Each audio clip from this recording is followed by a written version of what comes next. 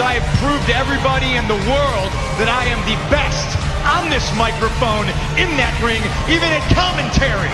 Nobody can touch me.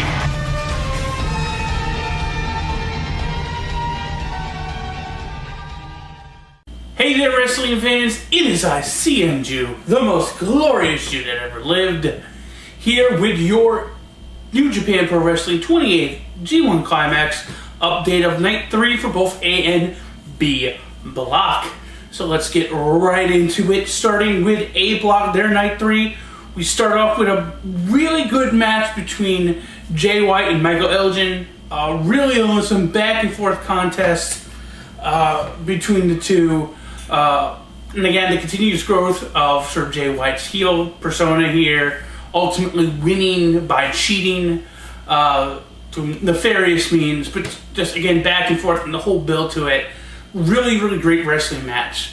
Though, something of note here, and this would be for the entire A Block, so I want to get out of the way now, is though that all the A Block matches, though, did feel very formulaic. And it's not that they went to the outside, because every wrestling match in a way goes to the outside, but it's like every match was seemed to follow the same formula. You know, like they started in the ring, they hooked up, then they would go to the outside, one of them would ultimately use a chair and they would brawl, then they would come back in and then do the whole build, you know, one guy controls the match, they come back and build, and like it seemed like every match was doing that same formula over and over again. It just seemed very formulaic throughout the entire night. There was just no variety, which was completely different with B Block, but we'll get to B Block. Oh, trust me, we'll get to B Block. So, good match to start off, though, with Jay White picking up the win with Blade Runner. Then we had what I kind of feel maybe the worst match of the tournament so far, Minoru Suzuki versus Yoshi-Hashi, and it was just that it was sloppy. The entire match felt sloppy. There was a lot of missed communication and botches throughout the match.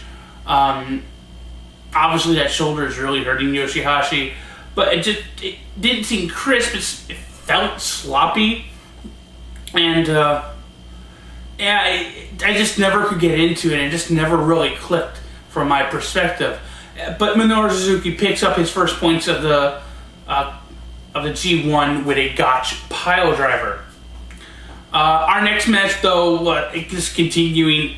I say this about every Makabe match, but Togi Makabe versus Evil is your slobber knocker match of the night. And like Makabe and Evil just went at each other and just from the opening bell, just laying into each other like bop, bop, bop. Just, and it was awesome. You could feel each hit throughout the match. It was a really great, hard-hitting, slobber knocker type of match. And of course, Evil would win ultimately by putting Makabe into everything is evil.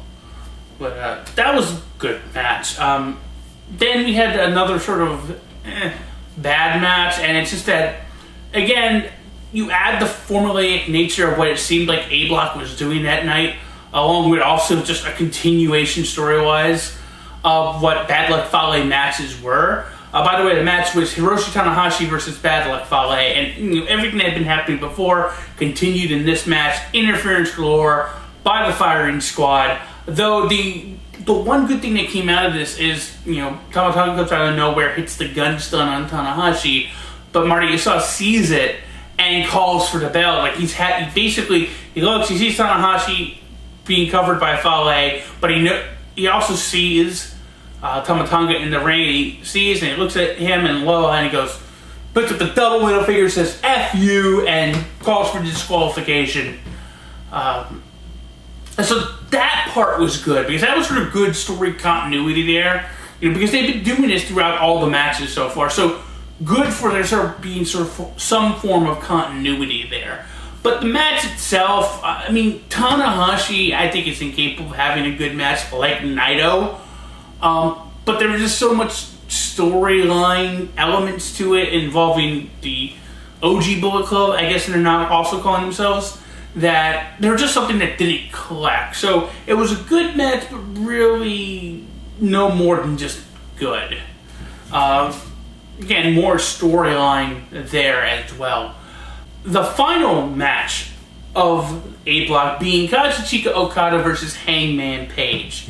And boy, did A Block end on a very strong note that night. This was a great match, great back and forth contest, sort of great storytelling as well, involved with sort of, again, the whole craziness that Okada really not being himself, and, Hangman Page being pissed that, he wasn't facing what he felt was the real Rainmaker.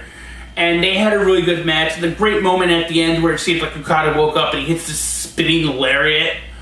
And at which he just picks up Hangman Page and just hits the Rainmaker clothesline out of nowhere. Like, the look on his face of like, now he's pissed. Some great storytelling action. Best facial features I've seen out of Kazuchika Okada in like years, I would even say. So, a really good match, really good ending, sort of showing that Okada has sort of maybe woken up from whatever daydream he's been in for the past month.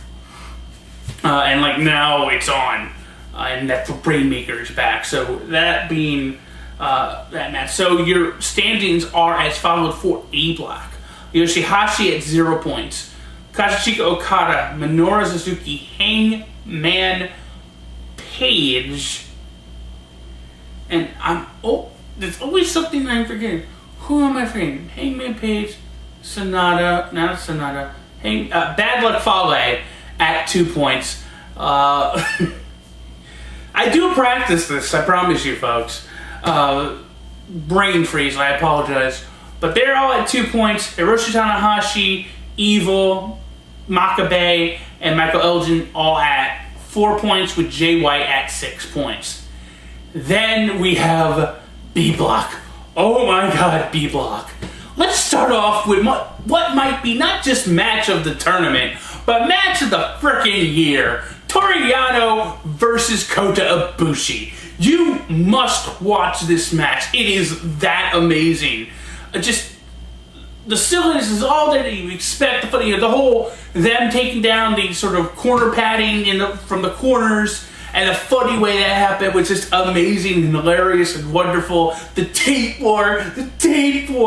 Kota Ibushi fighting with both hands taped in front of him. Oh, it was amazing. And of course, the great thing about it ending with the great big surprise of Toru Yano picking up the win over Kota Ibushi with a roll-up. Great match. Maybe my match of the year as it stands right now. It was that wonderful. Then, immediately following after that, but maybe the third or second best match of the tournament.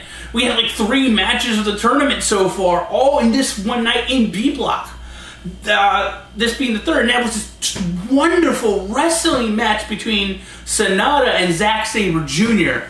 With, again, there's like this sort of 45-second to 30-second counter wrestling pin maneuver to where rolling into a pin and countering that into a pin and countering that into a pin and just back and forth like in mind-boggling speed between Sabre Jr. and Sonata. And that would also go into the ending to where finally Sonata is able to roll up Zack Sabre Jr. in this tight pin to get the win. And in between was just great pure wrestling with telling this great story of Sonata out-wrestling Zack Sabre Jr. to everybody's amazement. It was a fantastic match. And if it wasn't for what the main event, it would probably be the second best match of the night and second best match of the tournament. But we'll get to the main event. And then you had Juice Robinson versus Tetsuya Naito. And like I said with Tanahashi, I think Tetsuya Naito is it's impossible for him to have a bad match. His charisma is that just magnetic and just that energetic, and it's just amazing. And the way he can command and control a match with any wrestler just makes it always fun to watch, and just you can't take your eyes off what's going on. And Juice Robinson had a really good showing. I think one of the best showings I've ever seen him in New Japan. And of course, he always has good matches with Naito. And this is just a great contest. Did a great job of making it seem like maybe Juice Robinson can win, but then they would just show why Naito is that good and just shutting it down. And of course, Naito getting the win with it, Destino. So just a great match. And if it wasn't for the absolutely amazing other matches that happened this night, might have been like match of the night. But again, obviously here, it's like the fourth best match of the night. Then we have what unfortunately might be the worst match of this night. It's still a good match, but considering everything around it and the fact that it ends in a DQ, yeah, it's the worst match of the night. But it's still a really good match. It's a great storytelling match, building to the eventual blow-off match that will happen down the line between Tama Tonga and Kenny Omega. Getting our first look at them going against each other. Interference galore, as of course Bad Luck Fale and Tamaloa is there. And when they would attack, they attacked both Kenny Omega before and after the match. You had, at least before the match, you had Hangman Page and Chase Owens coming down. And then after, it was them along with Kota Ibushi, obviously setting up the next night where I believe it's going to be Ibushi versus... Is it? No, it's not. I believe it's Tama Tonga versus Naito. And then coming soon is Bushi versus Tonga. So again, setting up other matches down the line, even though it's disqualification. And in there was some great sort of counter wrestling type of match. Just really highlighting the speed of both Kenny Omega and Tama Tonga in that match. So really good match in that sense. But paired up with all the other matches this night, just, yeah. Which leads us to the final match of the night. Whoo!